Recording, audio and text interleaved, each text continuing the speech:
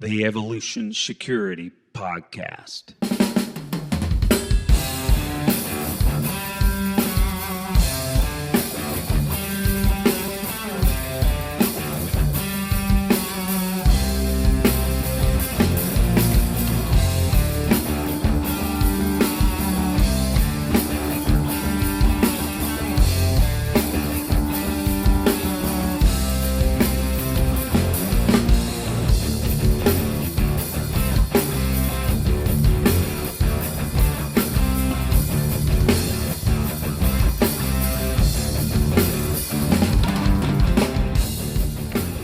Let's talk about an awesome training opportunity. We are super pumped to be hosting John Murphy of FPF Training for his Street Encounters, Skills, and Tactics class, the 5th and 6th of November 2022, just outside Fort Bragg, North Carolina. This class will teach life-saving material to include Stop the Bleed Medical, Pre-Encounter Management, Pre-Assault, Proper Pepper Spray Use and Deployment, Essential Shooting Skills, Scenario-Based Decision-Making, Post-Fight, and more. For tickets, go to our show notes and find the class link, or go to John's website, fpftraining.com, and look for the class in his course calendar.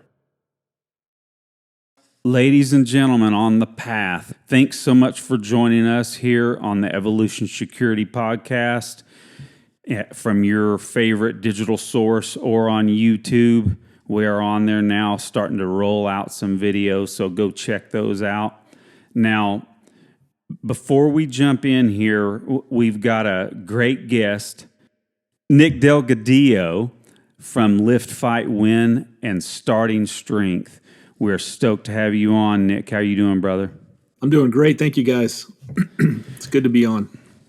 Well, before we jump into this talk with Nick, just a reminder to you in the audience to go ahead and share the show with your friends, and then go on to iTunes and rate and review the show. That helps us a lot. That helps us grow. And Eric, I do like to say today that this was our biggest month ever in the history of EvoSec. So we've been growing still, but you know, we love to get more people involved in this path, and we love passing on this information. So the more people we can get this information to, and great guests like Nick, we would appreciate it. So, Nick, thanks for coming on. We are stoked to have you on because we met you a few months ago, and we'll talk about that here in a little bit. But why don't you go ahead and give our audience some information about yourself, introduce yourself? Sure. Yeah. And again, thanks for having me, guys. First of all, it's really cool what you guys are doing. A lot of us, depending on how long you've been around doing this stuff, a lot of us have always felt like you're just an island, learning things and doing things, figuring things out on your own. And fortunately, I don't even remember how. After ShivWorks class, I met John Valentine and got into the Combatives Association Facebook group, and then it's just kind of opened up this whole entire world to me. And you guys are talking to all the people that are involved in that, and it's very, very cool. So I'm excited to be on this. So thank you. Basically, thank you, because all these guys that I've wanted to train with or that I wanted to take classes with, you get to listen to them, you get to hear them talk, and you get to see what they're about, at least in this kind of audio form before you attend the class. And you know how it is when you do a podcast, you finally show up and you meet somebody in person, and you're like, you kind of already know them, so It's pretty awesome. So anyway, yeah, thanks for that. Well, I do a lot of things. So my day job is as a strength coach, but that comes with a lot of things attached to it. So I work with Starting Strength. Starting Strength is really a global company now. We've got coaches and affiliates around the world. Mark Rippetoe, who's the founder and the author of the book Starting Strength, published the first edition in 2005. I've been associated with Starting Strength since about 2011 when I became certified as a coach. And shortly after, around 2012 or so, I started helping out with camps and seminars and stuff like that. And then finally moved my family here to Wichita Falls to work full time with Starting Strength in about 2015. So that's my day gig, so to speak, and that takes up most of my time. We're opening gyms. We've expanded into not just an affiliate program, but we have franchise gyms now, which we control, so to speak. With a franchise, you have a lot more say and control over the brand and the way the brand is used. So we've got franchise gyms opening up all around the country. We're up to close to 20 now, and our goal is to have 100 in 5 years, which we've been slowed down a little bit because of the silliness over the last few years, but last couple of years. But we're on track. We're doing really, really well. So anyway, anybody who spent time in the gym seriously probably has at least heard of Starting Strength. Anybody who's messed with barbells has stumbled upon one of our videos or read the book or had the book recommended to them. So it's really, really popular. Sold around 1 million copies, I think, of all the books is the last we've kind of talked about. We do a podcast every week, which I'm involved with. It's called Starting Strength Radio. We do seminars every other month. I'm involved with so that's the Starting Strength stuff. I'm involved with coach development. So one of my I guess favorite things to do is to coach coaches and teach people how to coach stuff. So I'm in charge of coach development for the gyms and kind of enforcing or maintaining standards in terms of coaching and making sure that the method and the model is being followed correctly in the gyms. And I'm heavily involved with the certification process for new coaches. So I kind of lead up the seminars with Mark Rippetoe, and we sort of steer the direction of how things are supposed to go and how they should stay. So I also do seminars and workshops around the country, lifting stuff. As far as martial arts goes, I've been involved in martial arts in some way since my early 20s. So I had always wanted to do martial arts, just like every kid, right? Every kid is excited about Bruce Lee and martial arts movies and stuff. So I was just really interested in it, but I never started. There's the place I'm from in St. Louis, Missouri, was inundated with Tracy's karates and taekwondo places, and I just never really had any desire to do that. But my brother's friend told him about Muay Thai. He was doing Muay Thai, and he's like, "You guys should come check it out." So absolutely, let's go. So we walk in, my brother and I, into the basement of a Gold's Gym in downtown St. Louis. And you walk in the door, and there's about 8 dudes in there and 2 women. And they're just beating the hell. I mean, kicking these pads. And the sound was just, you guys know what it sounds like, right? The sound is just impressive. And you're just like, wow, this is really cool. And I just said to myself, yeah, this is where I need to be. This is really, this is amazing. So I started doing Thai boxing back in St. Louis. As a part of that, every Saturday we would do submission grappling, right? So this was the early days, right? The UFC had been around for a while. I had no idea what it was. These guys introduced me to UFC. We would get together and watch like those early UFCs. Chuck Liddell, that's not even early, right? But Chuck Liddell and in those days of Tito Ortiz and all that stuff. So we would get together and get really excited about that. But we would do grappling on Saturday. So that was my introduction to grappling. Because my coach was an MMA fighter. He called himself NHB. At the time MMA wasn't really the term. So he was into that stuff, learned how to do arm bars, all that grappling stuff. And I really, really, really enjoyed the grappling. But it was only once a week for about 2 or 3 hours.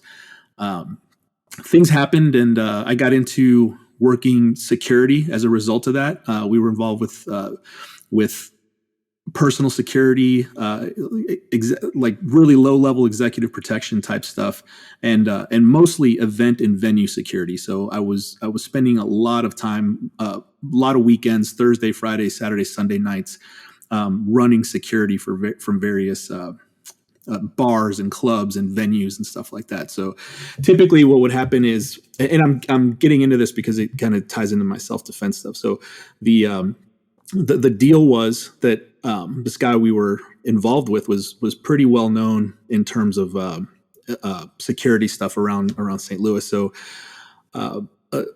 there'd be an event coming up, a big influx of people coming into St. Louis, or a particular bar would be having issues with fights constantly. So they would hire him, and then we would go work and just to prevent fights, just to stop fights from happening. So I learned about security in terms of like presence and commands and escalating use of force and all that stuff. And we were very good. I mean, we could all fight, and we got in very, very few fights. There were some scary instances during that time. Definitely things could have gotten out of hand, but I learned a lot just, from being in bars, and I started working in bars as a bouncer and stuff like that. He moved away. We parted ways, and I eventually got into Krav Maga. This was around 2005 or so, 2004, 2005.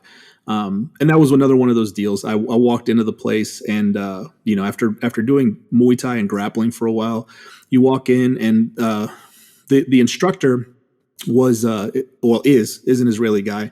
We're friends, and we spent a lot of time together. His name's Sam Sadeh, and he happened to be in St. Louis. I didn't know anything about Krav Maga. Saw it like on the news or something, and then walked in and just saw a bunch of people learning how to fight.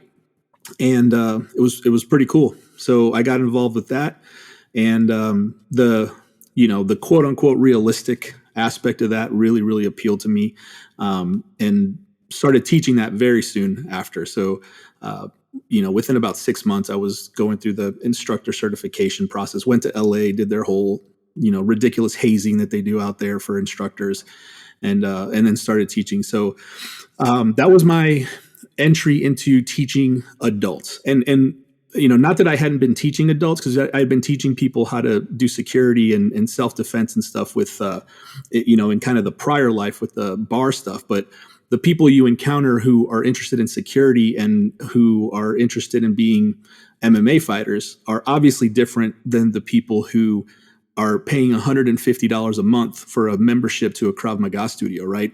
Who can afford that? Right? It's regular folks, right? It's accountants, it's doctors, that was expensive for back then. Nobody really paid for stuff like that, but the school was full, man. And I was 23, 24 years old, running classes with 20, 30 adults who were paying a bunch of money. So I learned, through that experience, I learned how to teach normal people how to fight. And that was very, very formative for me, because I really think that put me where I am today, with the barbell stuff and with the starting strength stuff, teaching people who have never thrown a punch before. Some of them never really even worked out before, how to move and how to throw a punch and how to grapple with somebody, was really, really huge. And I was really lucky to be involved with a group of guys who, and led by Sam, who actually fought. I don't know if you guys are familiar with Krav Maga at all, but very few of those people actually fight. So, you can tell. You look at the classes, you look at how they teach, and it's like, you've never been punched before. You've never actually tried to fight somebody. But, it was very important that we all sparred together. We sparred other people. We would bring in a boxing coach. We had a jiu-jitsu program. So that's when I got into jiu-jitsu. We'd had jiu-jitsu people come in twice a week, and we would have jiu-jitsu classes along with our Krav Maga program. So we had a striking program, we had a jiu-jitsu program, and we had the Krav Maga. So we started integrating, actual real life stuff into the Krav Maga. So yeah, anyway, so Sam moved back to LA. I kind of became the de facto instructor development guy, and I would bring up new instructors and teach them how to teach. And I was I kind of I was pretty good at it, and I really, really enjoyed doing that. So, I learned to look at things at a fundamental level, how to teach somebody to teach something else. You have to move very quickly away from just here's a bunch of techniques, teach these techniques. If you want to be good, you've got to teach more than that. You've got to teach, like, how does this stuff actually work? And another part of it is, with Krav Maga, you have this just really large array of different responses to which, it's supposed to be like instinctive and but really there's too many techniques. There's all these different things that you do in response to somebody attacking you. And it turns out that when you put on a helmet, and we didn't have a bunch of money, so we put on a motorcycle helmet, and I had like a really cheap fist suit. So we put on a motorcycle helmet, a fist suit, and take a knife out, and then just fight. And then it turns out that like the way you're teaching stuff doesn't actually work. You're going to have to figure out a different way. So yeah, I kind of stumbled upon grappling and clinch fighting, standing up, as like this is the only way that you're going to be able to be successful with this. And then I over the years now, I'm figuring this stuff out. I hooked up with Ryan Hoover, so I started watching Ryan Hoover's videos on how to wrestle. Never wrestled before. It was a big mistake. I should have wrestled in high school, but I didn't. I didn't want to wear the singlet. Right? It's kind of fruity. So I think a lot of us regret not doing that. Dude. Yep. Oh yeah. I was a football player. I didn't want to wear the singlet, so I didn't wrestle. It's really dumb. But I learned how to wrestle Greco-Roman, basically, right? I learned how to wrestle watching Ryan Hoover's videos and teaching other people how to do that stuff. And I got pretty damn good at it, and I got really good at teaching again your normal folks. Like I can see in my head all the little 50-year-old women that I had grappling against 300-pound dudes, and it's pretty cool. So well, Nick, yeah, can I ask a quick question, because of course. It's just kind of germane that we have you on, and you've been in grappling arts and Muay Thai, and you're speaking of Krav Maga. It's funny, I was telling some girl this weekend that I was, just trying to suggest some things to focus on, and I said, well, my favorite thing to do is shoot, but if you can do only one thing, it's jiu-jitsu. And this guy interrupts me, goes, whoa, I don't know if I agree with that. I've got a friend that's a brown belt in jiu-jitsu, and then I've got a friend that's, I don't know, some level in Krav Maga, and the brown belt says he won't even try and hang with the Krav Maga guy.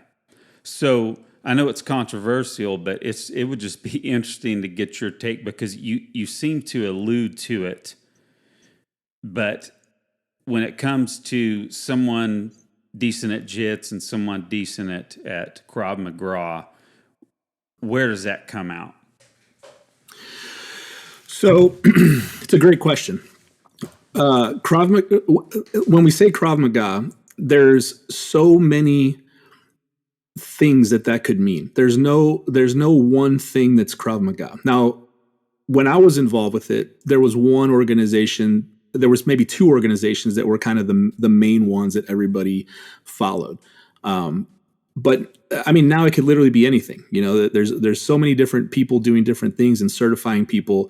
It all kind of looks sort of the same, and some of it's terrible, and some of it's okay, and some of it's great, right? So I kind of compare it a lot to what's happened with CrossFit, where CrossFit started as a thing, and then you've got thousands and thousands of affiliates, and then everybody adds their own little flavor to it. And you walk into one CrossFit gym, and you walk into the other one next door, and you're getting something that feels and looks the sign of the same, but they're actually kind of fundamentally different, right? So the principles behind Krav Maga are to react instinctively, whatever that means. So something that fits with what you tend to do in a moment of stress, right?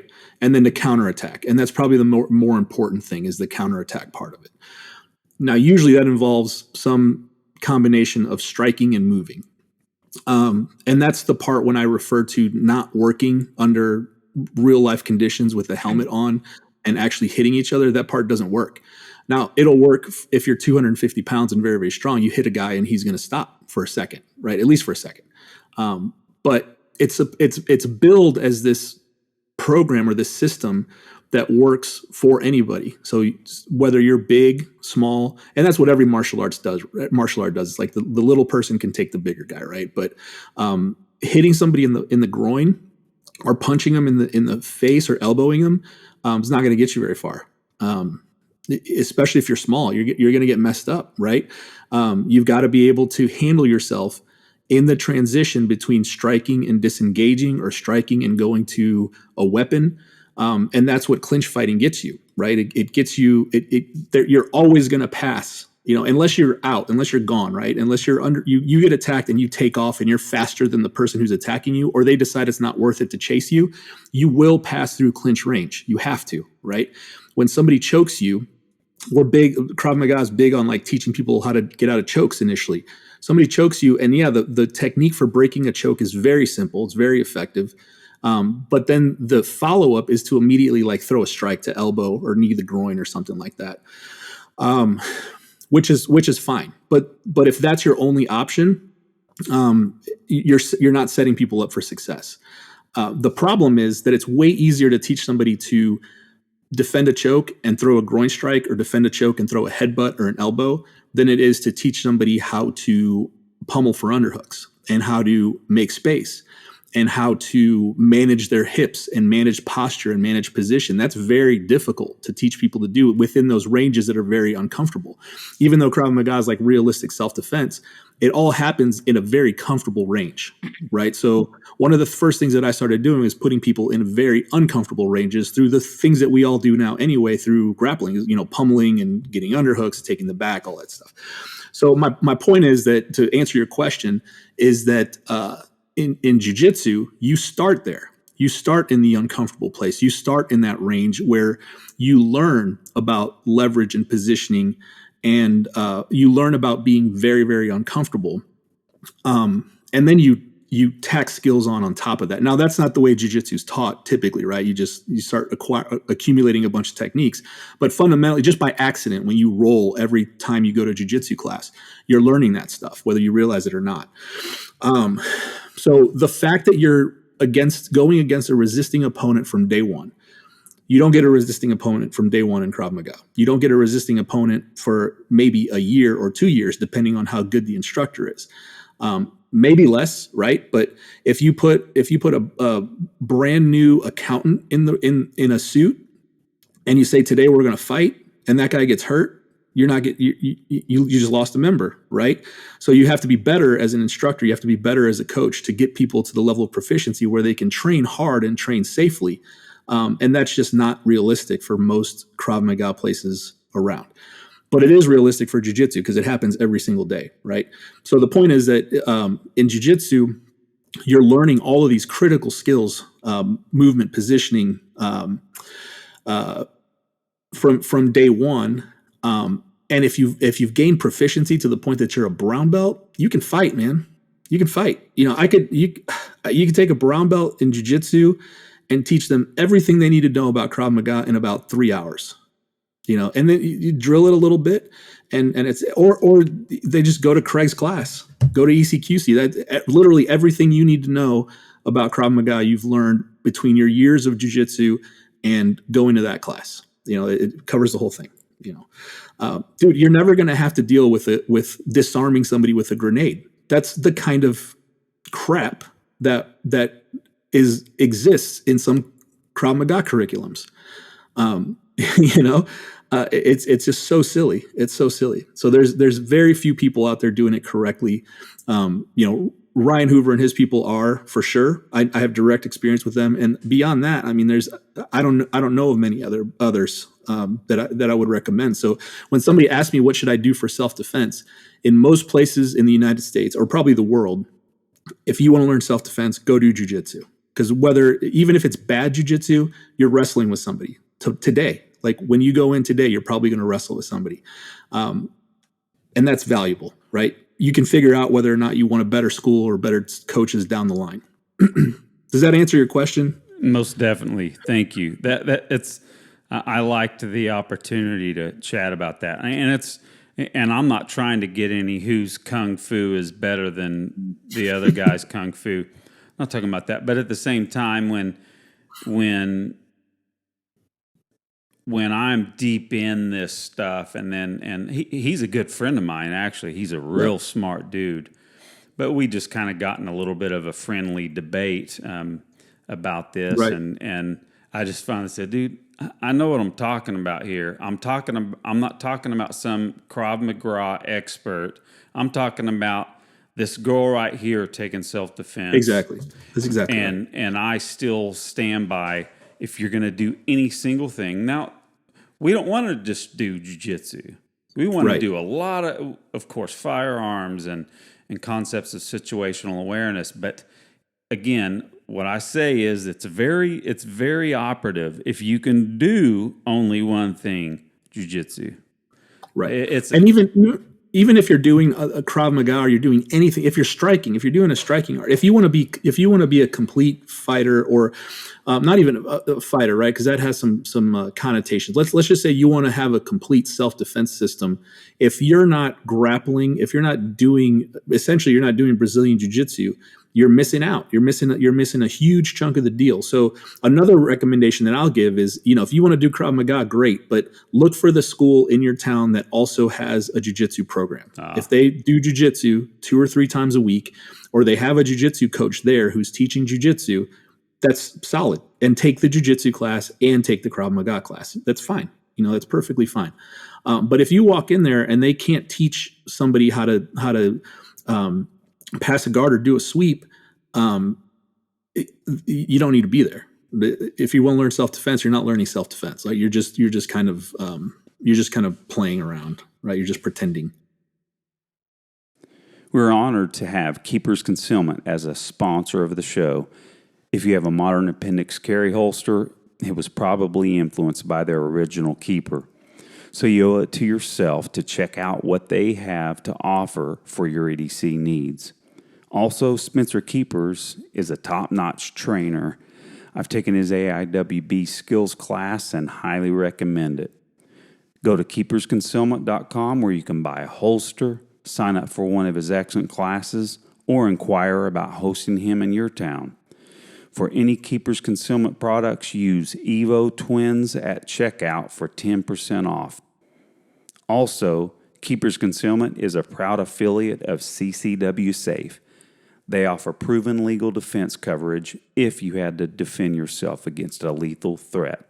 Go to keepersconcealment.com/CCW-safe to find coverage that meets your needs. Let's talk about our sponsor, Origin. Pete Roberts was told you could not make jiu-jitsu gis in the U.S. Well, Pete and his team have proven the naysayers wrong by producing the best jiu-jitsu gis on the market.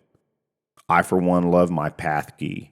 It is lightweight, yet strong and super comfortable, with an innovative technical fiber weave that is also IBJJF legal. The Wave logo is legit. It has woven belts that blend between white, blue, purple, brown, and black, hence the name The Path. They also produce jeans, hoodies, handmade leather boots, and Jocko fuel supplements that help us recover from hard workouts, force on force classes, and simply make us feel better and more energized through the day. I just finished a hard workout in my garage gym and rewarded myself with a delicious mint chocolate milk protein shake and coconut milk. Man, it's like dessert. If you're looking for any Origin products, please go to our show notes and click on the affiliate link, or look for the icons in our blog section of our website at evosec.org. It helps us keep this podcast free and keeps the lights on. If you get something out of this show and you feel like helping us out, use EvoSec10 for 10% off at checkout. Now, back to the interview. Well, Nick, if I can add something to that discussion, it's interesting to me when those of us that are in this path, and we kind of talked a little bit prior to recording about how, we kind of met both virtually and then eventually in person in Texas. But we have all arrived at a set of solutions in clinch wrestling, Brazilian Jiu-Jitsu, and plugging in weapons. And right. And so what was interesting, and not too long ago, because I've been training at my current jiu-jitsu gym for right at a year now. And folks in there, they've learned about our podcast and they've learned about our involvement in the weapons-based environment. And a few of the guys are like really interested and wanting to know about, hey, maybe you can do more instruction on weapons-based environment. And, our instructor, Lee, has a very solid background already in that stuff with SOC P, here Right. on post. So, he's got solid knowledge and has it in a lot of our curriculum for our tests, because we actually test at our gym. But anyway, some of the guys came up to me and asking a bunch of questions, and I said, well, technique-wise, because we do clinch wrestling in that gym, not as heavy as we do that are in the kind of the under the ShivWorks kind of tutelage, but we do clinch wrestling there. I said to the guys that were asking me a question, I said, you already have some clinch wrestling and you have jiu-jitsu. You have a majority of what you need for weapons environment. You just need to plug them in the proper context. And they looked at me kind of funny. Like, Right. you mean I don't need a special technique to deal with the weapons? You don't.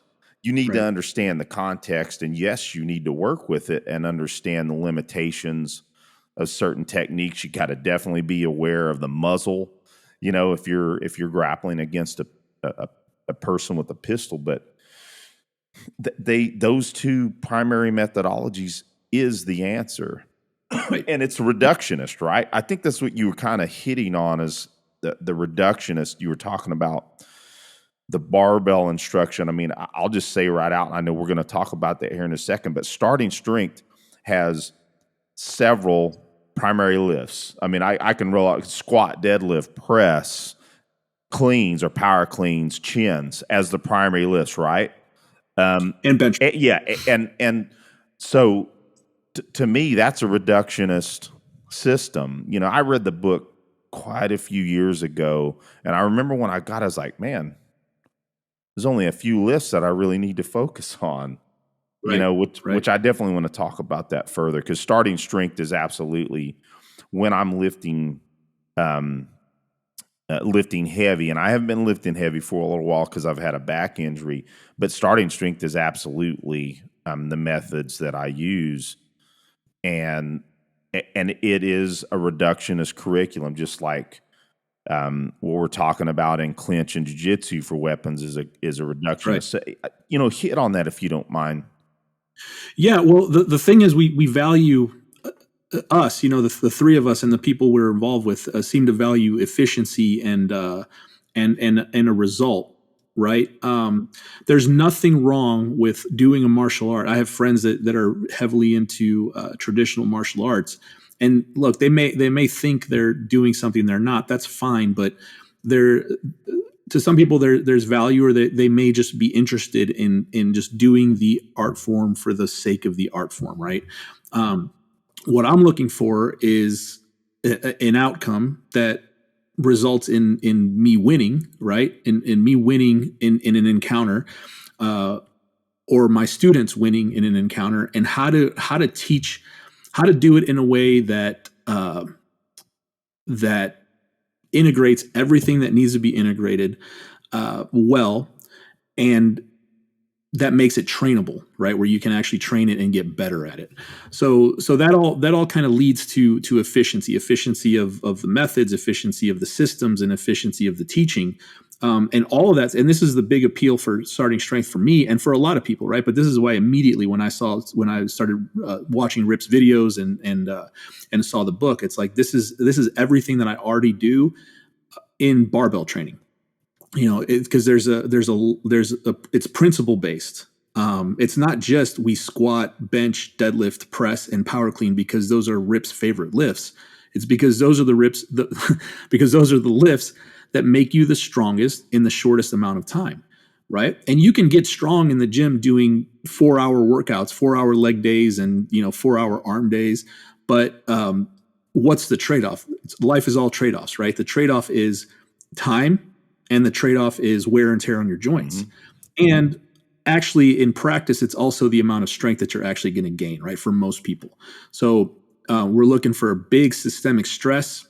We're looking for long-term progression. So all of these lifts that we use can be progressed forever, right? I mean, the increases aren't going to be as fast or as often the longer the timeline goes, but the squat, the press, the bench, and the deadlift are trainable for the rest of your life.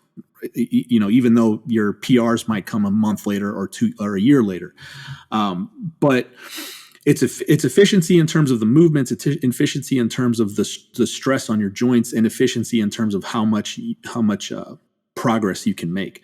So if we've got all these other things that we need to do, which is get better at jiu-jitsu, get better at handling our firearms and hitting the target that we want to hit, and also stay fit, right? Fit enough to be able to fight another human being. Barbell training fits into that perfectly because it's efficient and it takes care of most people's needs in terms of fitness almost completely, right? Especially at least at the beginning stages, right? For most people that start out who have never done a proper strength training program, all of their physical attributes, all of their attributes that we would consider athleticism will improve. You know, and you guys know this. You guys have heard this. Like somebody goes to ECQC for the first time, or they do their first couple classes of jiu-jitsu. The first thing that people tell me, you know, and I'll typically wear a shirt that says starting strength on it. So people will come up and talk to me about working out and stuff. First thing that people say to me after having done their first evolution at Craig's class or after their first jiu-jitsu class is, oh man, I got to get my cardio up. I've got to start hitting the road. You know, all right, let's think about that for a second. So you just did an evolution that was about 10 seconds of fighting. All right. And from that, you're gassed, you're breathing hard, and you've determined that the way to improve your performance is to go start running 2 miles, 3 miles, 5 miles every day or whatever it is, right? But it's kind of missing the point. You know, what you don't have is you don't have the technique. You're super inefficient because you don't know what you're doing, right? You're scared. That's part of it too, right? And then the second part is you're not strong enough to hold any of these positions that you don't even know the positions to begin with, right? So if you take somebody who, let's go like to jiu-jitsu because that's kind of more of a long-term thing. So you take somebody who's starting out in jiu-jitsu and they in 3 months double their strength, which is absolutely possible. Like I'll say that and people's just like, no way, you can't do that. You take a guy who's never barbell trained before and you'll double his strength in 3 to 6 months. Absolutely. That person, yeah. And that guy will be a different human being on the mats in 6 months time. You know, it'll be a completely different event rolling with that guy. He'll be less tired. He'll be harder to deal with. His grips will be stronger, and every position that he holds will be more difficult to manage. So then, if you add all the other attributes, because you already come with the attributes that you're born with, right? You can improve your speed a little bit, not much. You can improve your conditioning for sure, but conditioning is closely tied to efficiency of movement, right? So if you're really inefficient in your movements, condition all you want, but if you're still a spaz, you're still going to gas, right? So better to spend time on technique and strength because strength takes longer to acquire and it'll affect all of your other attributes positively rather than going out and trying to figure out how to get better conditioning, also to get better balance and all these other things that people try to do. So, and it's you know, a couple of hours, 3 days a week in the gym, you know, maybe 2 to 3 days in the week, 2 to 3 days in the gym, couple of hours.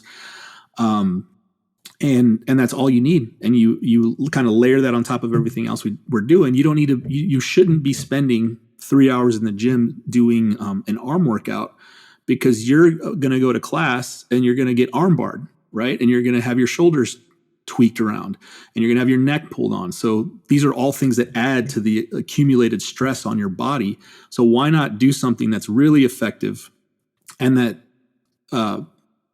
puts the least amount of stress on your joints in terms of repetitive movement so that you can do the things that you're interested in and get better at them without tearing yourself up, right?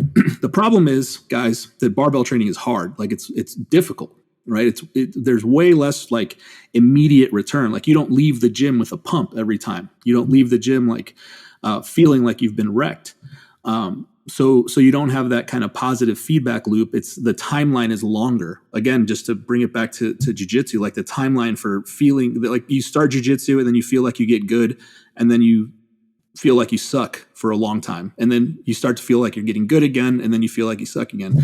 It's the same thing with barbell training. Like the benefits are down there, like they're like far away, and by the time you get there, you're like, shit, I'm still not strong enough. I gotta keep getting stronger.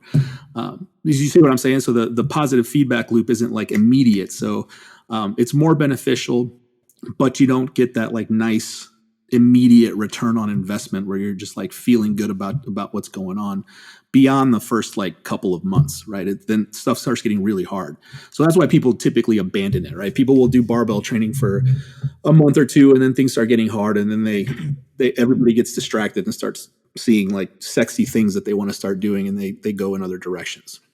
Well, and Nick, one of the things I think that you said that's key is that, number one, if a person is showing up to jiu-jitsu class 2-3 times a week, they're already getting a conditioning workout.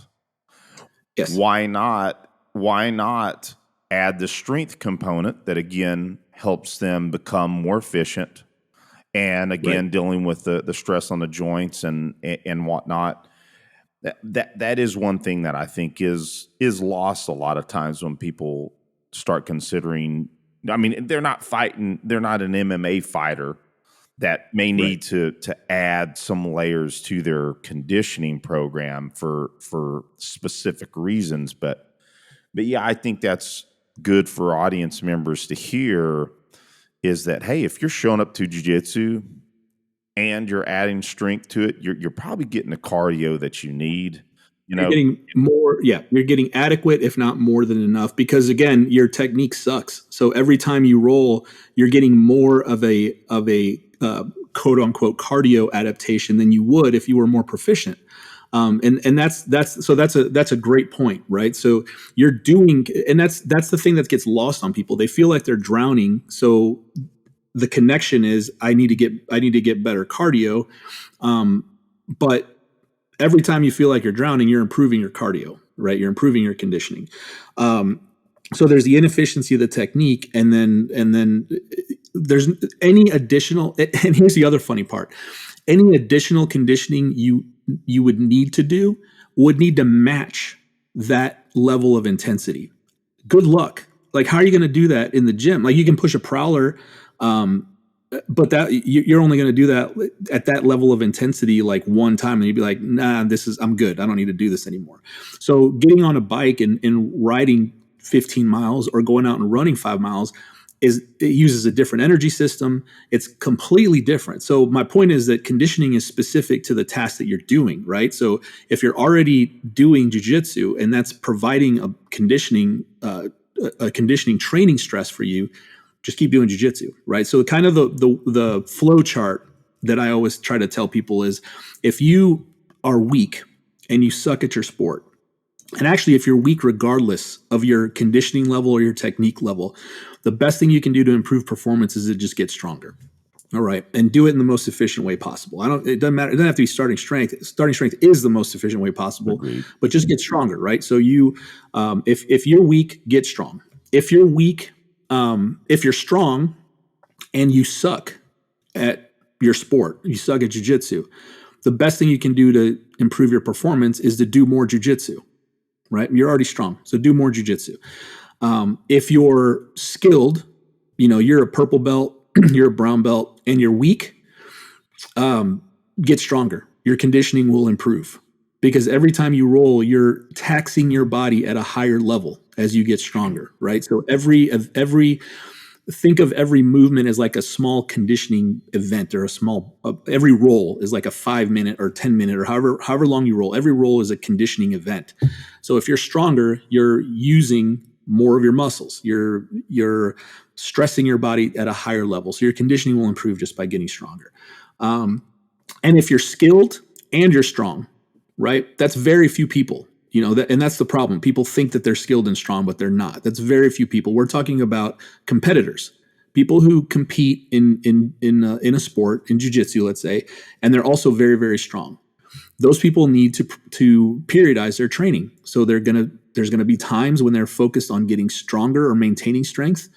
There's going to be times where they're focused strictly on improving their skills, and there's going to be times where they're focused specifically on their conditioning, and it's based specifically on their needs, right? So everything goes through this process. It's the law of diminishing returns, right? Everything goes through this process of plateauing, and if you haven't gone through that process, you have no business like just picking and choosing where you are and trying to improve some aspect.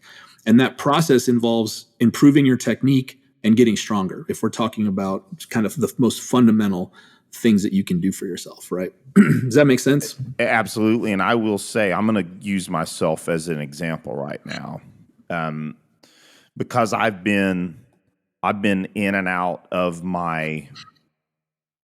how serious, and I'd say the last 3 years it's been a little different, but in and out of how serious I take my jiu-jitsu. I'm always doing jiu-jitsu over the last 15 years, but it says something that I just now got my purple belt.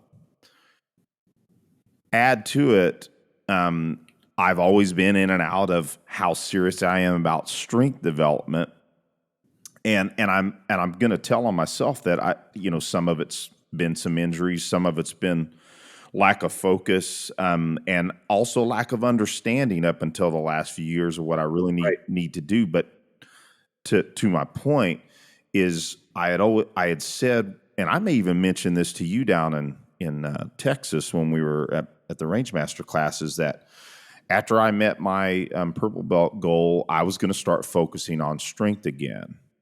Yep. And so I have been. It's slow right now, and I've said this on the air too, that I'm just very, very cautious because of I told you about my my back injury where I wasn't walking correct for 6 months. I think you've had a similar injury. We were in the same boat, yeah man. So I'm not gonna lie, it created some phobia. I think the proper term is kinesiophobia would be the accurate term of.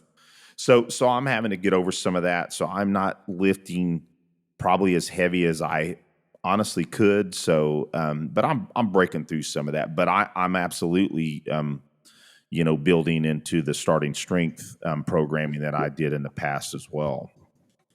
Yeah, and it's not about how much you're lifting. It doesn't matter, right? Because everything should be a process. It doesn't matter what you're lifting today. It's the long-term process and progress, right? So you start where you're at. Doesn't matter, I suffered a pretty bad injury in April, and it started back from zero essentially, and here I am, 13 weeks later after rehabbing.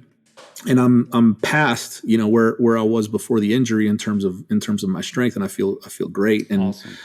Just rehabbing through barbell training, but there's no number that is where you should be. It's just here you are, and get better, right? It's just like with anything. So a lot of, and I'm not saying this is you, Eric, but people will say, well, I'm going to wait until I can squat this amount to start this program. No, if you only squat the empty bar, it's okay.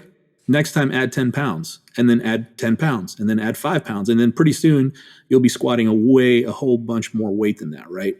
So yeah, it's all a process, man. And the other important thing in terms of, and it sounds like we're just selling starting strength here, which I guess we are, but as we should be. Yeah. The thing is, guys, that for people who, and this is the takeaway, a big takeaway for your listeners, I guess, for people that are doing the stuff that we do. I mean, I'm 40, I'm going to be 41 here. I think 41 in a couple of months. And, the warranty runs out at like 35, like stuff doesn't stop hurting again. Right. It's amazing. Cause like at 33, I still felt invincible. And then at 35, it's just like my knees started hurting and then they never stopped hurting and so on. Right. So, but here we are, we go to these weekend classes and we beat the hell out of each other. and we go to jiu-jitsu and we beat the hell out of each other. It's absolutely critical that you stay strong. The harder you are on your body, and I've learned this the hard way over the last few months. The harder you are on your body, the more important it is that you stay consistent with your barbell training. Your joints have to hold up to what you're doing.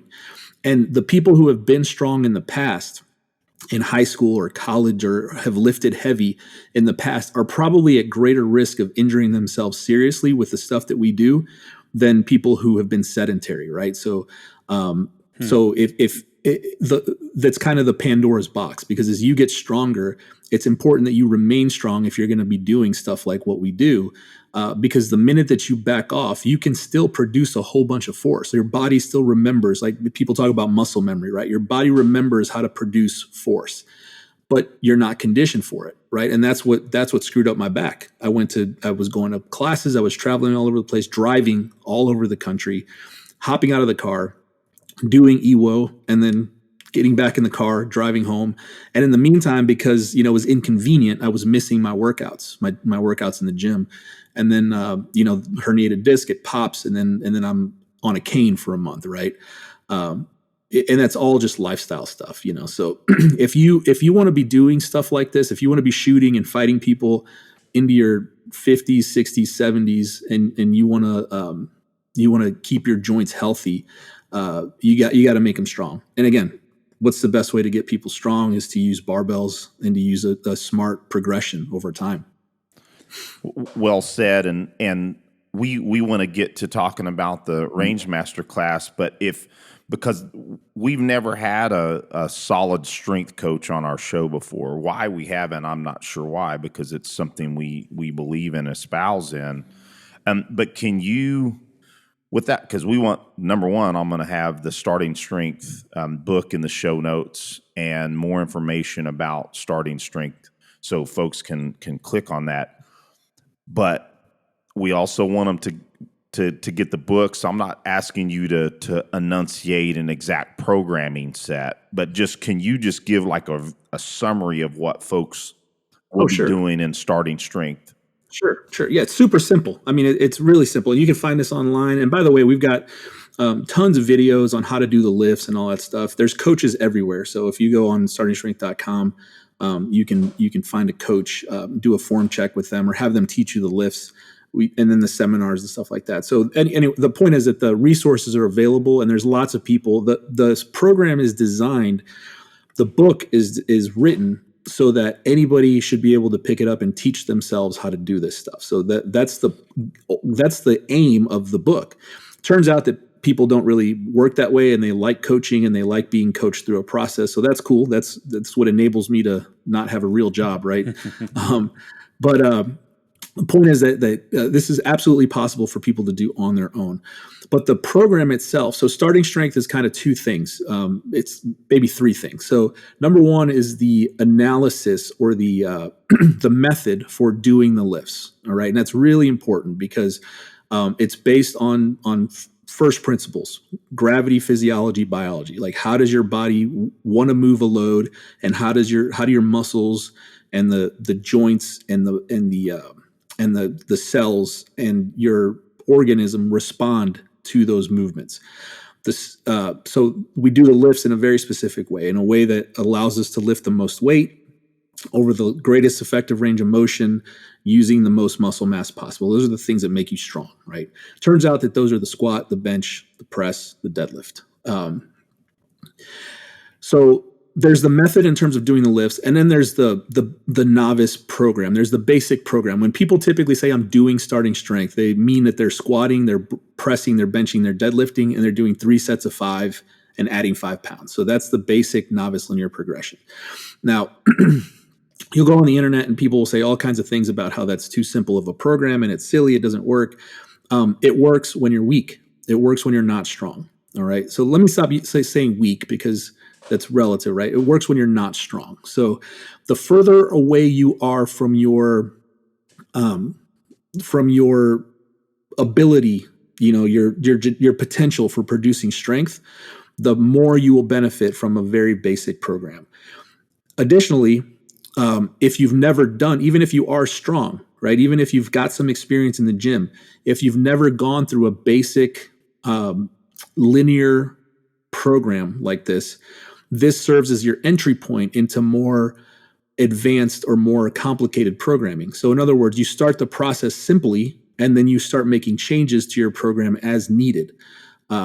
So it serves as a way to recalibrate or reset your strength level, or figure out where you actually are in terms of your strength level. So I'm making an argument for why everyone should start with the very most basic version of starting strength, and then progress their programming as the need comes for additional complexity. Is that confusing, or does that make sense? Not at all. Makes a lot of sense. That's precisely the description that I wanted our audience to hear.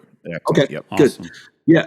So the basic program is you're going to squat. So 3 days a week, Monday, Wednesday, Friday, Tuesday, Thursday, Saturday, Sunday, Tuesday, Thursday, whatever you want to do. Give yourself a day of rest in between.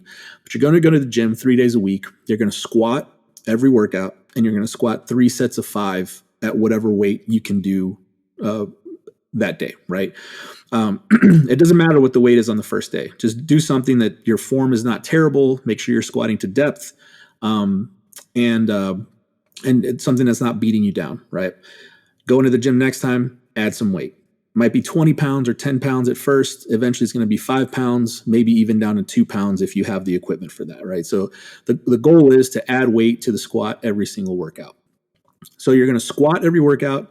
You're going to alternate the bench press and the press, the overhead press. So one workout you bench, the other workout you overhead press, then you bench, and then you alternate the following week, right? So every workout's going to be squat and press, or squat and bench press.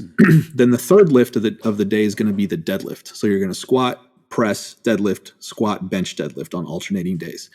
The squat and the presses are done for 3 sets of 5. The deadlift, let me back up. I said that wrong. The squat and the presses are done for 3 sets of 5. The deadlift is done for 1 set of 5 because it's heavy and that's all you need. You shouldn't do more than what you need to do, right? Reductionist, right? Again, so 1 set of 5, and then eventually the deadlift will start to get pretty damn heavy, pretty damn fast. So you'll rotate in a power clean. If you don't want to learn a power clean, do some other lighter pull, right? So you're gonna do eventually within a few weeks, you'll probably be squatting, pressing, deadlifting on one day. So that's like your A day. And then you'll be squatting, benching, and power cleaning or some other light pull on your B day. And then those alternate. And you run that program, adding 5 pounds to everything for as long as you possibly can. And then you make your programming changes reluctantly because you're making progress. You're putting more weight on the bar every single workout. And more weight on the bar means you're getting stronger, right? So you keep running that. You do the things that you need to do to continue progress for as long as possible. And that means some habit changes, right? You're going to have to eat more protein, probably have to eat more food if you're underweight. Or even if you're not underweight, but you need to put on muscle, you're going to have to eat more food. You're going to have to eat more protein. If you're overweight, you're going to have to clean up your diet. Like you're going to have to eat way more protein and probably less calories, which is a thing that large people, speaking from experience, don't like to do, right? So you'll have to clean up your diet. You'll have to work in more sleep into your training, in your life schedule, right? Most of us get by on like 6 hours of sleep. If you're strength training really hard, you need to get more sleep if you can, right? So 8 hours is like optimal, 8 or 9 hours, but as much sleep as you can possibly get. And then you have to be disciplined about what you do outside of the weight room. If jiu-jitsu is your thing, that's cool. I'm not going to say that you should stop doing jiu-jitsu because I think that'd be silly, but maybe chill out when you're rolling. Don't be a spaz. Learn to breathe. Focus on technique for the first 3 months that you're strength training so that you're not just killing yourself on the mats every time you roll.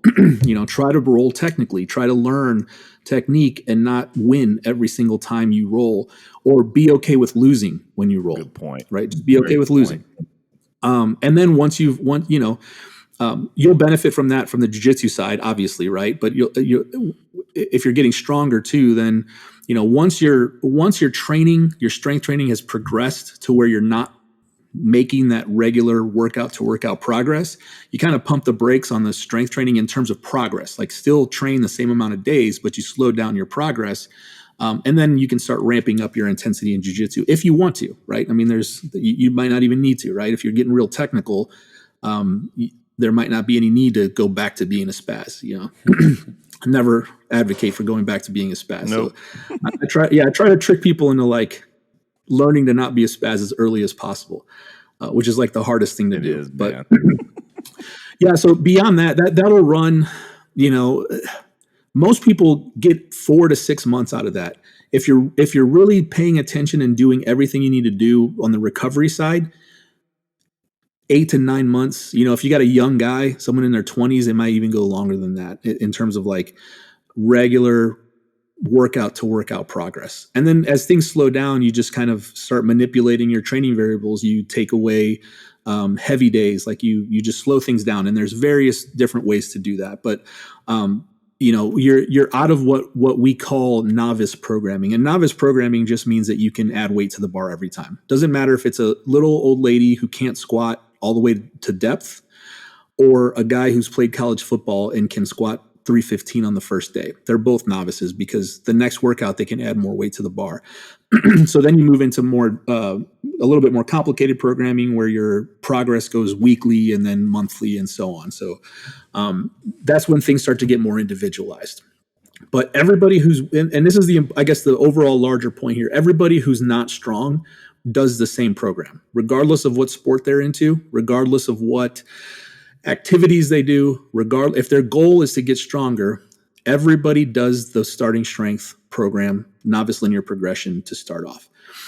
Over time, everybody's program is going to look a little bit more individualized and a little bit more specific to them. So, if you catch up with somebody 2 years later, their program will look completely different than yours. But if you both started at the same time on day one, you're doing the same program, even if one guy's a jiu-jitsu guy and the other guy's a cyclist. Does that make sense? Absolutely. Very, very good explanation. I think folks will get a good understanding of the way that you explained it for certain. Good. Well, and Nick, here so people don't think I'm just sitting here texting my buddy here. I was actually texting my son, who has really gotten into working out. Nice. And he keeps telling me I need to go to the gym with him. And that was me texting him saying, hey, buddy, I really do need to hit the gym now. Because, I'll tell you what, because I'm inspired by this because, it sounds doable compared to, for sure. So I'm actually excited about it. When we're talking about doing a reductionist type of workout, I mean, that's speaking my language, right? Reductionist in shooting, reductionist in the concepts of in-fight weapons. Right. It's just singing my tune. So that's really cool, man. Yeah, man. Look, we just opened the gym in Tulsa. I'll be up there eventually. So whenever cool. I'm there, if I can hook up with you, we'll meet up, and I'm happy to work with you guys. Send me videos if you want to. If you want me to check out your squad or whatever, send me a video. I'll be happy to take a look and make sure you're on the right track. But I will do that for certain, buddy. Awesome.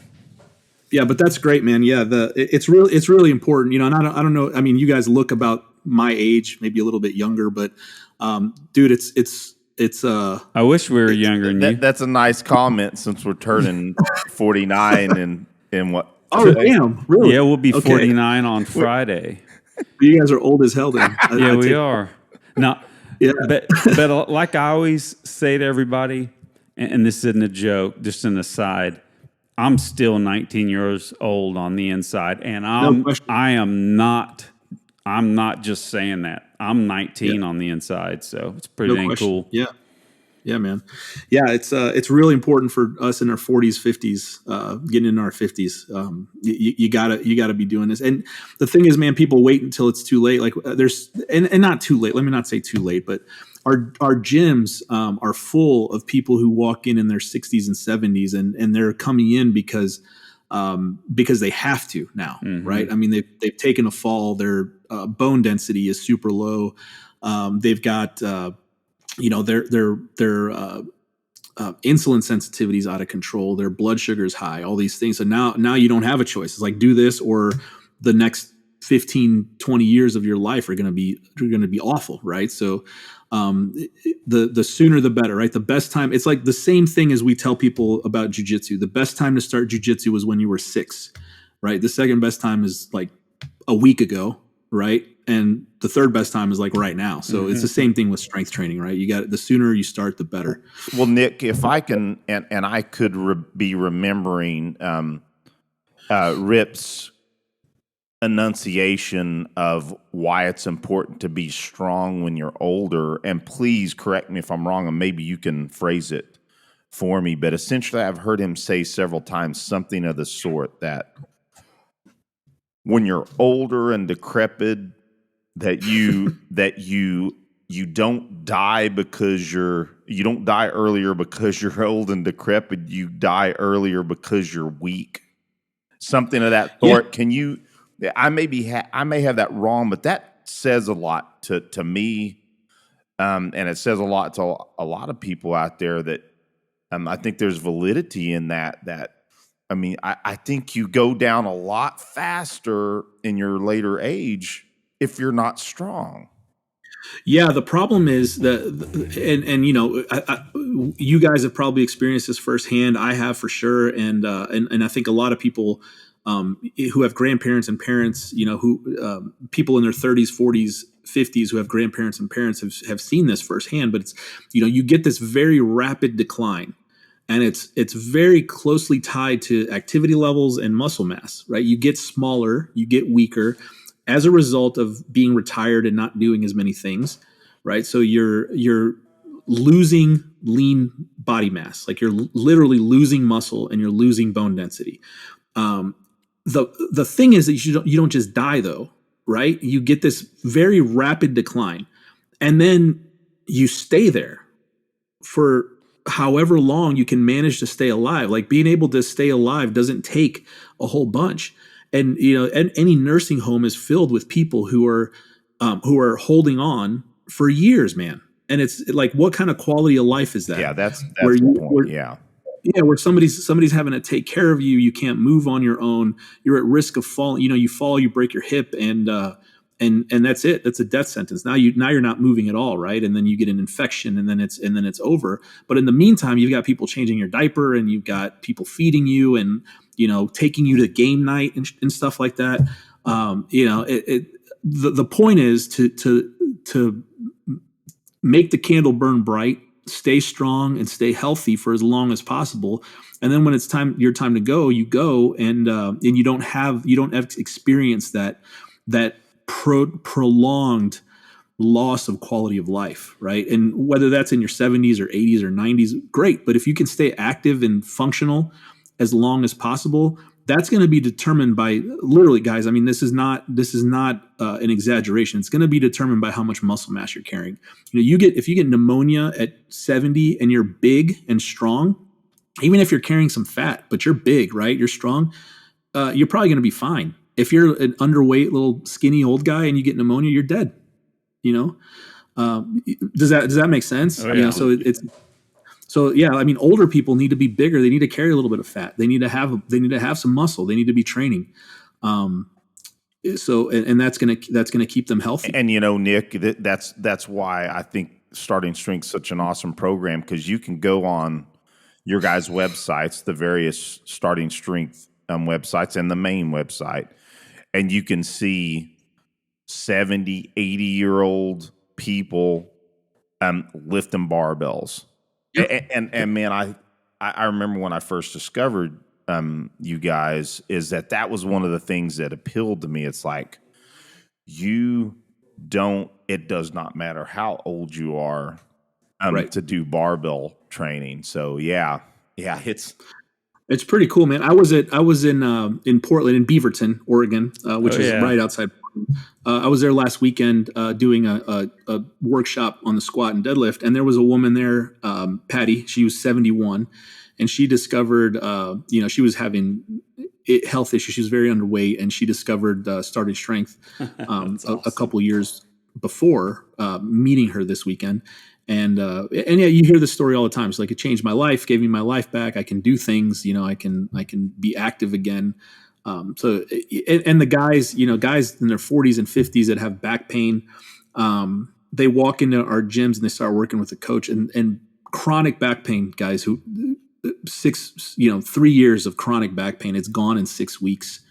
And it doesn't matter the reason why the back pain's gone, but the back pain's gone, right? Maybe it's just the thing that they're more tolerant of it because they're using those muscles again, right? But again, the reason doesn't matter. Your back doesn't hurt anymore, man. So that's a positive, right? Your knees stop hurting. So yeah, we're the first ones that I know of. I can't think of any other retail gym business that you walk into a shopping center and there's Whole Foods and there's like Smoothie King, and then there's a barbell gym like with racks and a platform and bars and plates. So and it's full of people who are 50, 60, 70. It's just a really cool thing. Hey Nick, it's not a Globo gym, huh? No, it's racks not. And it's barbells and plates. I love that. Because Not only that's a completely different approach. Your typical large commercial gym, their business model is to sign up as many people as possible and hope that 10% of them show up, right? Our gyms are small footprint, 1,200, 1,400, 1,600 square feet, and every member that's there needs to be there. And if they're not there, they get a call or a text from their coach saying, "Hey, you okay? Like, what's going on?" Like, we actually want you to be there because we're promising that we're going to get people strong, and you can't get strong if you're not showing up, right? Consistency is the most important thing in anything. So, we're really, really trying to deliver on what we're promising with starting strength. Well, also, Nick, you're in the wrong gym when you look around and there's 2 freaking squat racks. Right. Yeah. Yeah. and they're not being used for squats. And they use them for freaking. That drives me nuts. But anyway, hey, we definitely we're getting to I wouldn't say the end of the show, but we're getting close. I think we've got to have you back on for certain, buddy, because we got a lot of other things to maybe hit on some other details. Okay. But we absolutely got to talk about the advanced Rangemaster instructor development class where for sure. That was a roller coaster, man. For me. It was. I don't know if you remember, but I was having some malfunctions. It was stressful, dude. I can't believe I managed to get through that. Well, what I'll say is I think I remember a couple of malfunctions for you, but man, you may have been feeling the stress. All of us felt stress. If you're not, if you're not stressed in a Rangemaster instructor class, then you're not thinking correctly. I mean, you should be stressed because it drives you to perform, and not only that, the classes are difficult. They wouldn't be worth anything. I think Tom said something like that when we were there. You guys may remember, but he said it wouldn't be worth anything if it wasn't difficult. It wouldn't. That's exactly right. So yeah, we have to talk about that for sure. There's a lot of parallels with the way Tom does things and the way that we do things with starting strength. In fact, like a lot of the things, he talks about the adult learning and a lot of the coaching stuff that he was talking about. Almost word for word, we talk about in the starting strength seminar and our coaching development stuff and the standards. All that. Absolutely. Tom has done a hell of a thing with. He's done a hell of a service to the firearms industry with what he's created there. So I'm really, really grateful that I got to finally take his classes in, and really grateful that he did the 5-day thing all at once. So I could, because there's no way I could have gotten into both in a reasonable amount of time. So that was pretty cool too. Sorry to cut you off. I just wanted. Oh no, you didn't cut me off at all. That's what we wanted to certainly hit on a little bit of this before we kicked off. But I had forgotten that you had done the 5 days, man.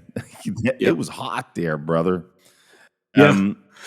And yeah, man. So I'd forgotten you'd done the first IDC and the advanced in the same time frame. That's cool. So what got you into, like, just a quick question on that is what introduced you to the Rangemaster family? I mean, I know you were on the Combatives Association, and we talked about this before. I guess I've interacted with you for a little while. So, what led you to drive into the Rangemaster instructor classes? Same deal as all this stuff, man. I mean, I had heard of Shivworks and Craig Douglas, and I was like, just this weird dude with the birthmark. Like, what is this about? And then, I started.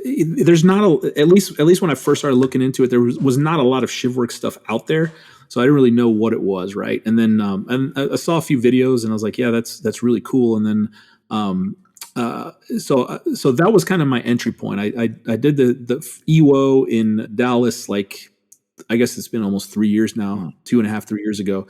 And then I met John, and then John invited me he told me about the Combatives Association Facebook group. And then, I got in there, and then turns out that there's all these dudes in Dallas that are training all the time. So I just started, I've always am looking for classes and stuff to do. And I've trained all over the place. I've done a lot of firearms with various people, various classes, usually on word of mouth. But, now all of a sudden here's these guys are all pre-vetted, it's like, so I started hearing all the names, right? Cecil Birch and Cliff Byerly and Tom Givens and all these names. So I'm like, I gotta check all these guys out. And so just as a result of training with all these guys, TACCon, is a thing I started hearing about. So what's TACCon? And then you see the names. It's like, oh, it's like overlap, tons of overlap there. So I was like, okay, well, I've been thinking for years. I've been teaching people how to use a gun for as long as I've been teaching self-defense, right? It's just kind of a natural thing. You're a self-defense teacher, so people ask you about guns. I've owned a gun and carried a gun since I legally could, at 23. So I've had a gun with me my entire adult life almost, and I've taught a bunch of people how to do it. But it's just like with the strength training or the fitness stuff. And I'm looking for a certification or a class. I really am not interested in spending any time or money on something that's kind of just a punch the ticket thing, right? So that's the way I always saw the NRA stuff, and even like the U.S. Concealed Carry Association stuff. Is like, so many people have that. People are already asking me for help. So why would I? It makes no sense for me to just go pay somebody for just this thing that just puts me in the pool with everybody else. So, then at some point I saw the Rangemaster, and then I read the description, and I was like, oh yeah, man, these guys are serious. These guys are real serious. It's like 1,500 round count, and then just looking at the requirements and all that stuff, like, this looks really interesting to me. And then I saw some of the folks that I've trained with, classes I've taken that have also done it and have been certified through Tom. And I was like, and so it's, again, just roundabout word of mouth. I've been trying to sign up for Tom's classes for a while now. And every time there was either a scheduling conflict where I couldn't make it, or they would sell out before I could get in. Right. So I just kind of kept my eye out, and then finally came up. So there we go. Awesome. Well, I think maybe the three of us can, at least hit on a couple of highlights on what I think stood out to me, or us, I should say, present the question correctly. But yeah, so Aaron, I'll ask you, man, do you have any particular highlights that stood out to you most of all in that class? And maybe we can just start the discussion for 10 or 15 minutes there. Sure. It wasn't anything that I didn't know already, but just kind of digressing a little bit for you, Nick, I had ended up with cataracts, and I knew about it for about the past 2 or 3 years, but didn't know about it until then. And my shooting had started suffering, but forever, I did not see well enough to shoot really anything decently past about 15 yards. And then, so I just start shooting 25-yard bulls this year. So Yep. so I show up there and man, I shot fine. I think my quals were 96, 97, something like that. Just fine. But I really would have liked to have done more accurate on the longer range stuff and the bulls. Me too. Super frustrating. I didn't spend nearly enough time on it, and my qualifications were high too, but it was overly stressful. Those 25-yard shots were overly stressful.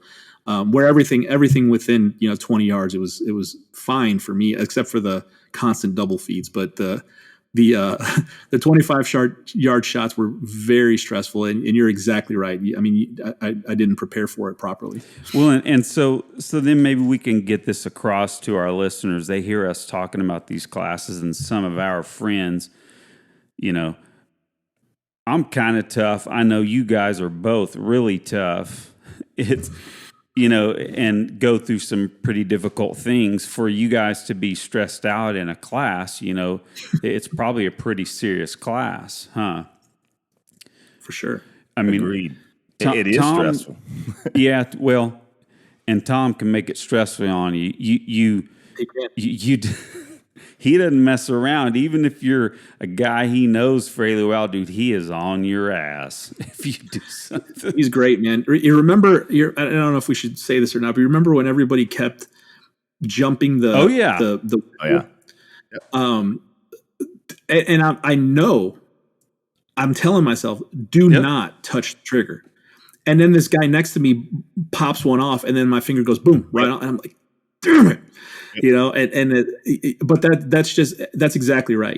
There's very few things that like that I've been that stress might be the wrong term, but just nervous about. And it was great because it's been a long time since I've felt that kind of that I put that kind of pressure on myself.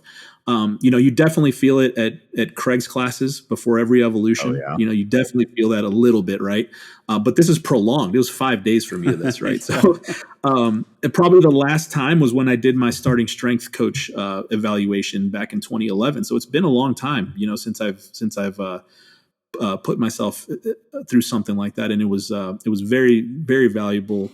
And Tom runs a hell of a class. It's fantastic. Well, and I'll emphasize that it's not just the shooting, and let me digress 1 second, is that for folks that have not been to the course or may not know exactly what we're speaking of, the qualifications, you have to shoot a 90% or better, and you can be a really good shooter. I mean, really good, and then a point down below 90. It's just like that. There's about a 13-15% washout rate, not super high, so that tells me it's about right. But the shooting qualifications, yeah, they're stressful, but the other aspect of it, so you learn a lot shooting wise. I mean, you spend the time engrossing yourself, even if you come experienced, you learn a lot in the shooting aspect. But really, what the class is more about is how to teach as an instructor, how to run the line. Right. How to efficiently use scoring, the legal aspect, insurance, liability, making sure that you have your shit together when it comes to your medical plan, your safety briefings, all of these things that, and I'll just put it this way, a lot of folks that think they're a decent shooter, and let's say they're an NRA instructor. I'm not poo-pooing those people. There's a lot of people that are NRA instructors I respect greatly. Sure. But none of that even is a scintilla of what is covered in Tom's classes. That's right. It's very complete in that way. You're when you leave, and we all talk about all the interesting things that happen on the range, but there's no question, absolutely right. You leave that class and you have all of the resources that you need to run a safe range, just run a safe firing line, and continue to develop yourself further is the important thing, right? So, that's the the big takeaways for me is the his, and this is true of all great coaches and instructors, the ability to take very complicated and big concepts and distill them down into ways that you can explain them fundamentally, where you can say a phrase and it just carries so much weight, like just simple stuff, right? So, for example, remember, Tom would walk up and down the line chanting something like, I hope I don't get it wrong, but see the sights, press the trigger, follow through, over and over and over again. Dude, like that's everything. Yep, that's everything, right? And as an instructor, if you can internalize that and understand what's going on with those 3 words and the timing and when to say it and how to explain it, right? Because now you've got 3 words, and anybody could repeat those 3 words, but you could literally design an entire 4-hour module of a class on those 3 words, and there you go, there it is, right? The other thing is like, shooting is line up the sights. Don't move the sights, or press the trigger. Don't line up the sights, right? Yeah, and he says it funny, and he says, align the sights, press the trigger, no move gun. Yeah, exactly, no right. Gun. No move gun. Yeah, but I have pages and pages and pages of notes, and then in the margins I have just those things that are and in the margins I have those things that are just like circled and starred, and it's like, this is what it's all about. And on almost every topic there's that he covers, there's those like golden nuggets of information that, as an instructor, for me, it's like I love that stuff, and you get the same thing when you go to like Cecil's classes and you go to Craig's classes. You get those things that like they just say it and it's like, well, shit, there it is. Mm-hmm. That's everything right there. Well, I love it that you brought that up, Nick, because the fact is that we can communicate or we can communicate, right? Which is what you're talking about. And you do learn from amazing instructors like Tom, Craig, Cecil, is how to communicate in a meaningful way where the words mean more than the words you just said. Exactly. And it's the epitome of pedagogy, right? To use those terms. Go ahead, Aaron. And then when you get to start applying those communications and those things that you've learned and present them to people, man, it is a blast. I will say this. I've been teaching a handful of privates lately, and just this weekend, Eric will know who I'm talking about. We have a really good friend that reached out to me on Facebook. I had not seen her in 35 years. Real shy, pretty girl, everything. But she all of a sudden, she had been seeing my Facebook feed, right, and said, oh, so you're going to teach me how to shoot. I really need to learn how to shoot. So I knew, and she said, I know nothing. Well, so instead of just showing up, and this comes from having classes like Tom's, instead of just showing up, I wrote a lesson plan for her. And I brought that to give to her after the lesson so that she could remember that stuff, so she didn't have to write down notes. But all that goes into presenting this information in a professional manner, and all it is us taking what we've learned and being really effective as instructors because of these amazing instructors that we've all learned from. Right. And she went away. I said, so did you enjoy it? She goes, yes, I learned way more than I expected. As an instructor, that feels pretty darn good. Yep.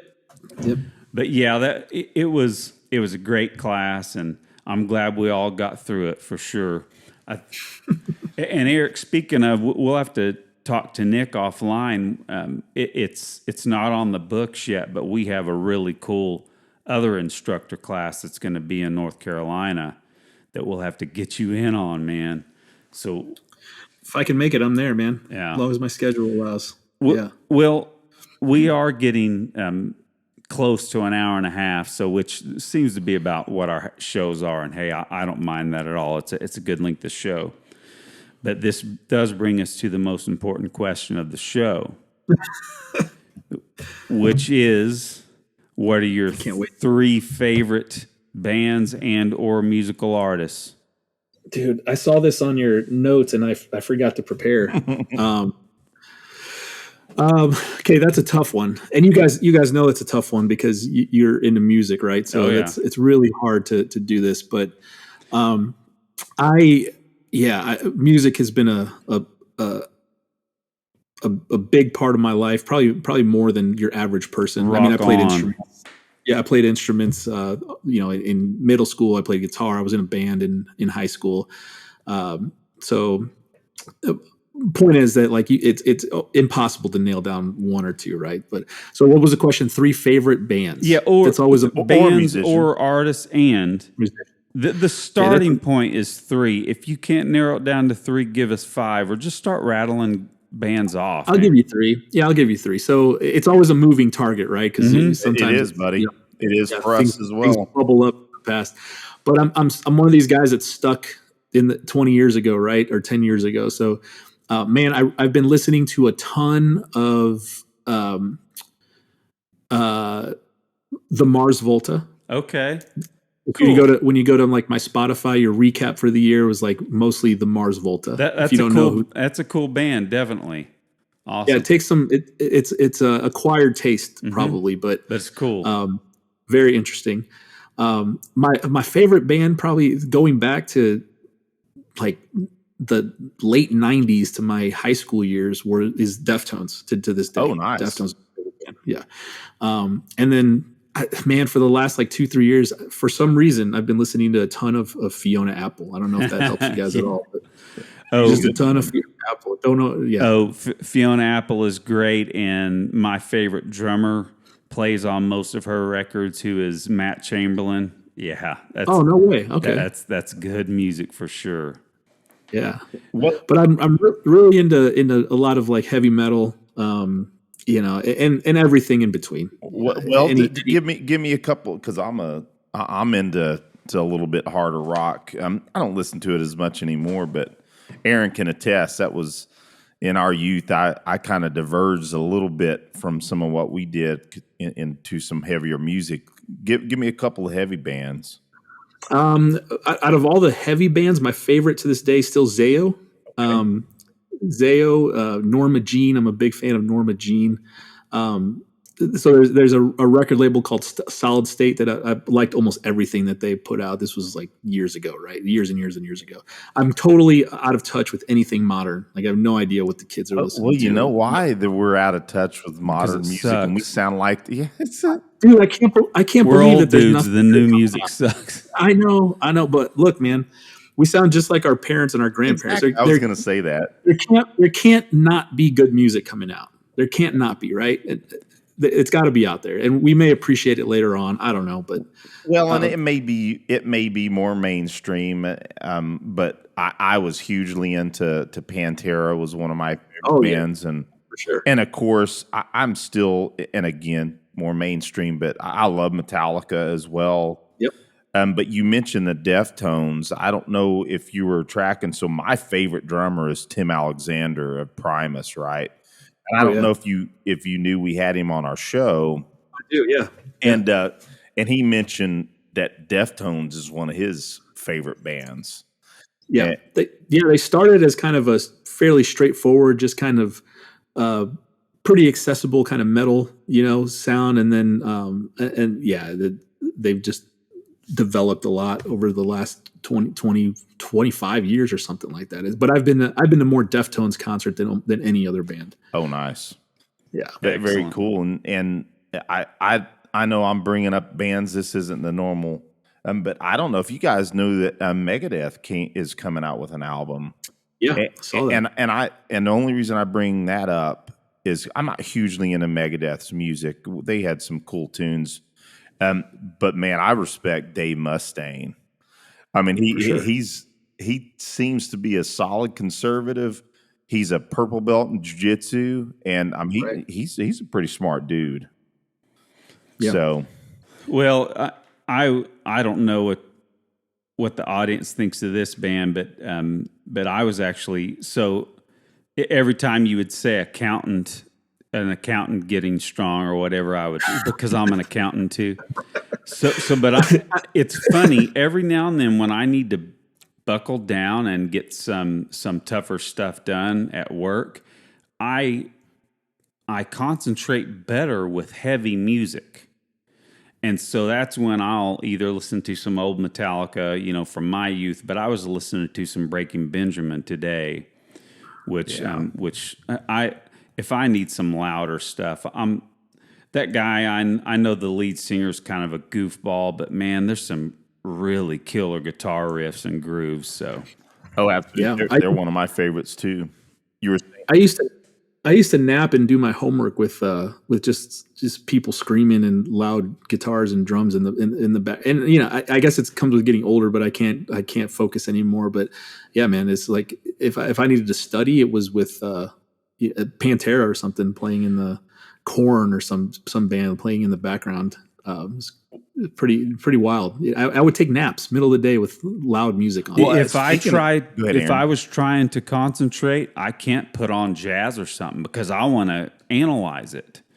So pay attention to it. Yeah, so that's why I dig playing some heavier music when I need to concentrate. So are you guys tracking that that Pantera is going to go out on tour again with Zakk Wylde and why? I'm going to forget the drummer. It's is it? I remember it here in a second, but the drummer of Anthrax is going to play the drums. So original bass player of Pantera, Nick Anselmo, and Zakk Wylde's going to play guitar. Dude, pretty cool. I know it's real controversial. It is controversial because the singer and the bass player.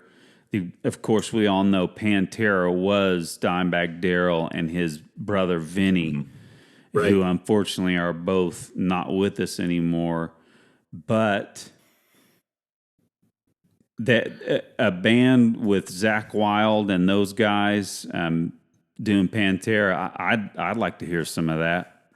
It may be pretty good. We'll see. How do you guys feel? Man, whenever I see old bands that I still like, that I like their recordings, I almost hate to see them on these reunion tours because like the intensity isn't there anymore. Yeah. So you kind of get this softer version. Now, if they change the way they approach things, like for example, like you guys know Mike Patton and Faith No More. Oh, absolutely.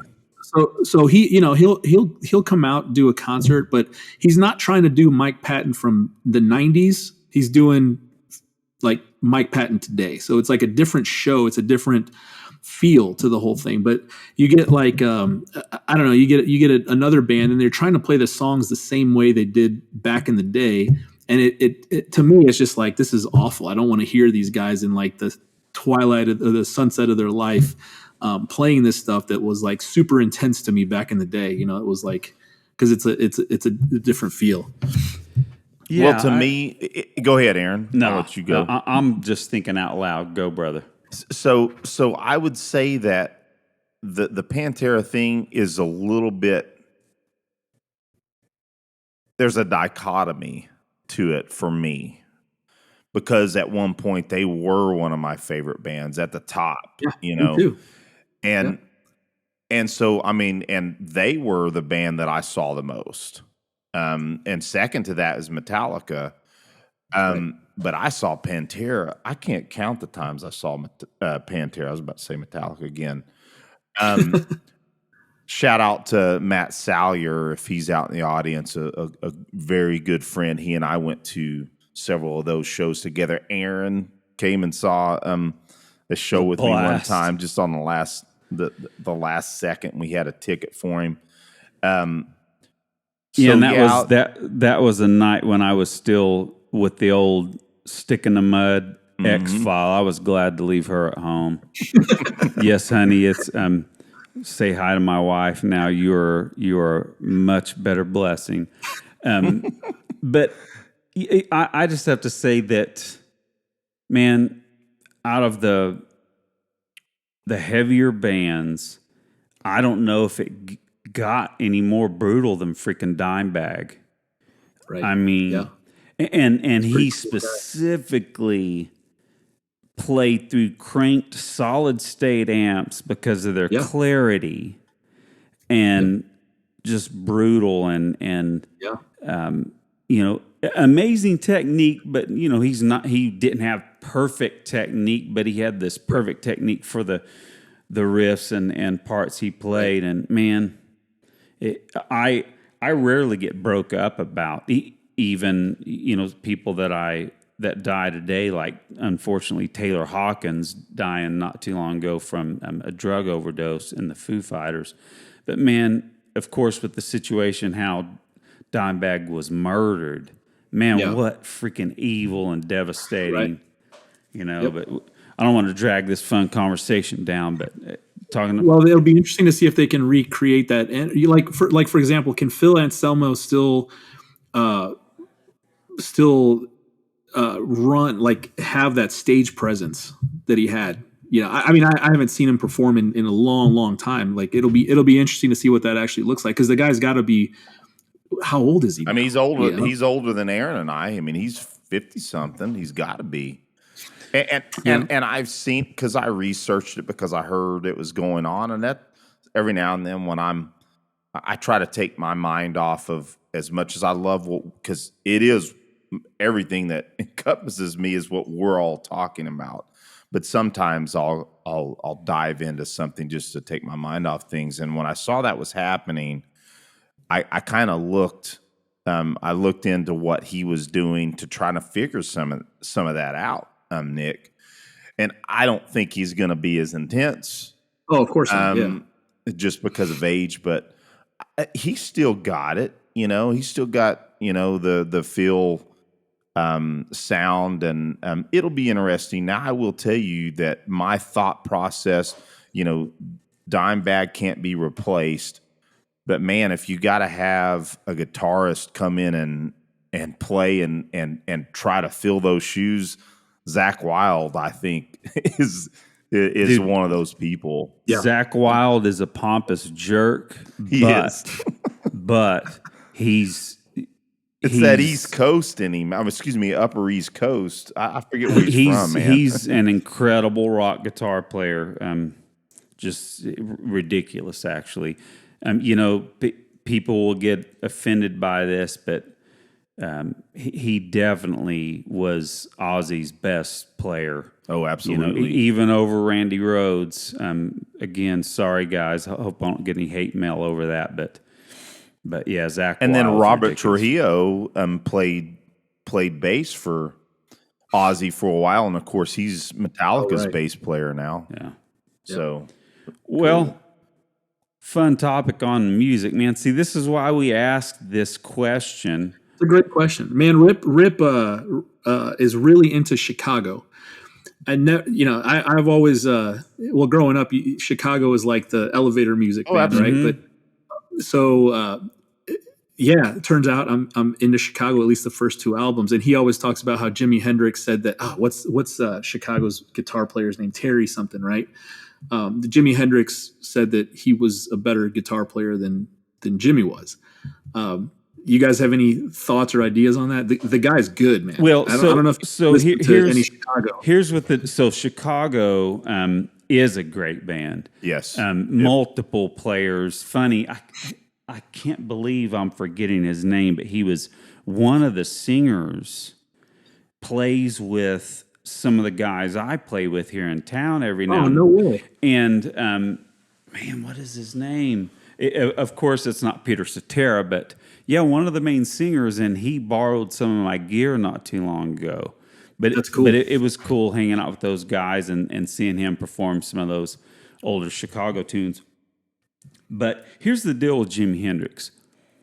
Jimi Hendrix, it is very controversial. You really tick people off when you say what I'm about to say. Oh, yeah. There are I know what you're going to say. Back when Hendrix was out, there were all kinds of guitar players significantly better technically. Yeah. But were they as cool? Right? Yeah. Were they as cool? Did they do what he did? And the answer is no. Jimi Hendrix is a package that was a perfect storm of coolness, brilliant writing, and brilliant guitar phrasing, brilliant guitar tones. Technique, perfect guitar playing is not the only thing. There's plenty of very technical guitar players that I don't have any interest in listening to. It's just boring. Yeah, it's boring. Oh, yeah. It's gotta be. It's music, right? It's still music at the end of the day. It's not how good am I at running this fretboard. It's got to sound good and it's got to appeal to you, right? So there's the super technical guitar players that people gush over, and I try to listen to it. And I was like, this is boring, man. I can't listen to this. And so I come from that era where, if you want to call me anything, I am a shredder kind of. That's at my roots. But you're 100% right. The shredders, technical rock guitar players, most of them are boring. Who is not boring is a guy named Paul Gilbert, who actually. That's a signature model of Paul Gilbert, because he's a great songwriter and full of melody, and he's full of humor, and you can hear the humor in his music. Yep. But yeah, so it sounds like we like a lot of our guests and friends that we've made from this show. We just have way too much to talk about, and it requires training to where we can barely stand up, maybe get a little rest, and then meet for some whiskey. Well, Aaron, it's funny you mentioned that, because I was sitting here thinking as we were talking, and although Evo Sec or any of us in this kind of current walk will probably never be able to hold up to a TACCon, but I tell you, a small little conference with about 3 or 4 badass instructors. And man, Aaron, you and I setting up, maybe getting a bass player and a singer, man. We need to play some music at the end of that. That's an excellent idea, man.